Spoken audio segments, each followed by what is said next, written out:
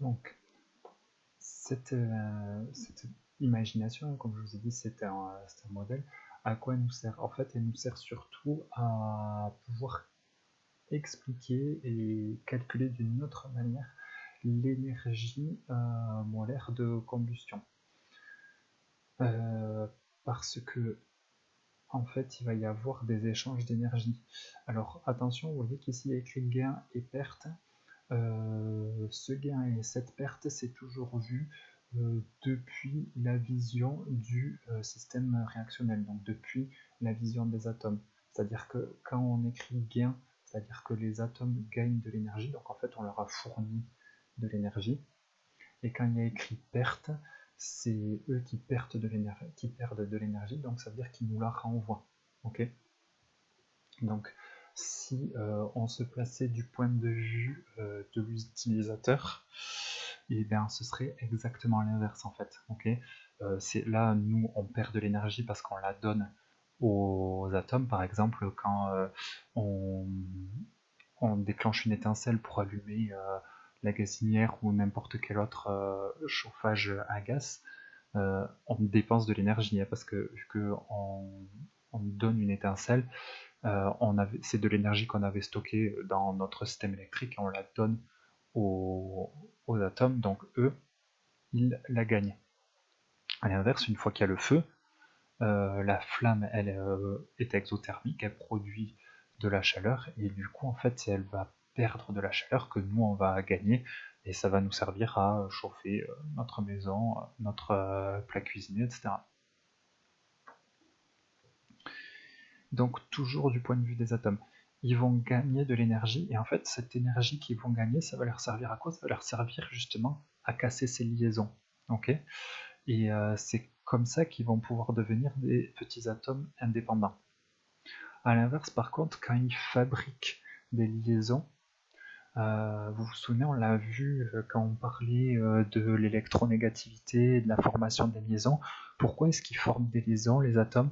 C'est bon, pour respecter la règle de l'octet, mais quel est l'intérêt de respecter cette règle de l'octet? C'est de abaisser son énergie. Okay, ils sont plus énergétiques quand ils sont tout seuls comme ça que quand ils sont liés et qu'ils respectent la règle de l'octet. En formant des liaisons, ils sont beaucoup plus stables et donc en étant plus stables, ils ont moins d'énergie. Donc si là ils avaient plus d'énergie et que là ils ont moins d'énergie, elle ne peut pas avoir disparu, il faut qu'elle soit partie vers l'extérieur et donc c'est ça le principe qui fait que ça chauffe l'extérieur quand il y a une réaction de combustion. Du coup, l'énergie molaire de combustion, tout simplement, on voit qu'on a gagné de l'énergie, on voit qu'ils en ont perdu ici, sauf que toute cette énergie perdue ne sert pas à chauffer la pièce ou le plat que vous êtes en train de faire cuire, etc. Pourquoi? Parce que nous, au début, on a dû donner tout ça. Donc en fait, l'énergie molaire de combustion, c'est uniquement ce qu'on a gagné. Donc au bilan, ben, comment on fait pour voir, pour connaître l'énergie molaire?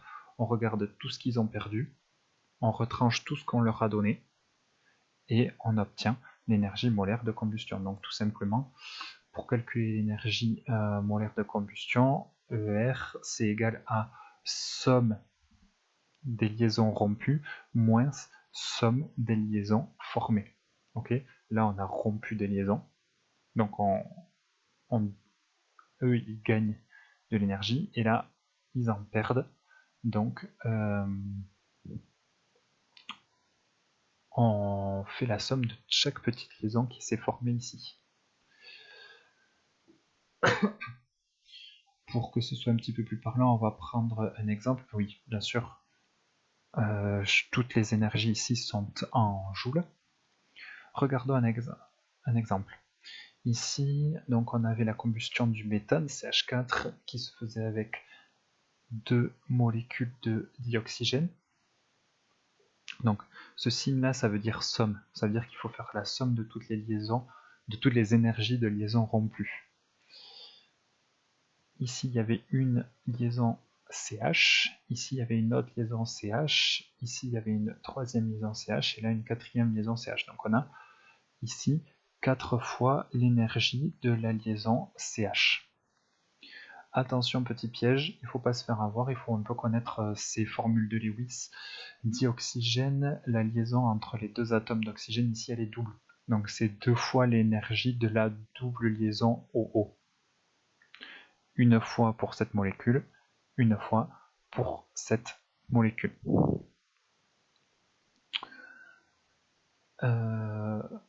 Moins, donc on reprend le moins, l'énergie, la somme des énergies de liaison formées.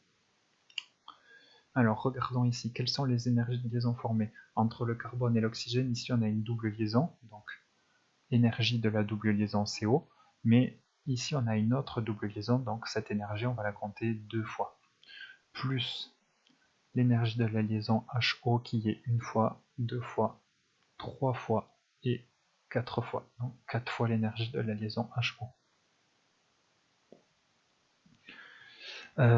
Alors si on regarde un peu ce schéma, on voit que le gain est toujours plus petit que la perte. Sinon, l'énergie de combustion, elle n'existerait pas et ça ne nous chaufferait pas, ça ne dégagerait pas de l'énergie de combustion.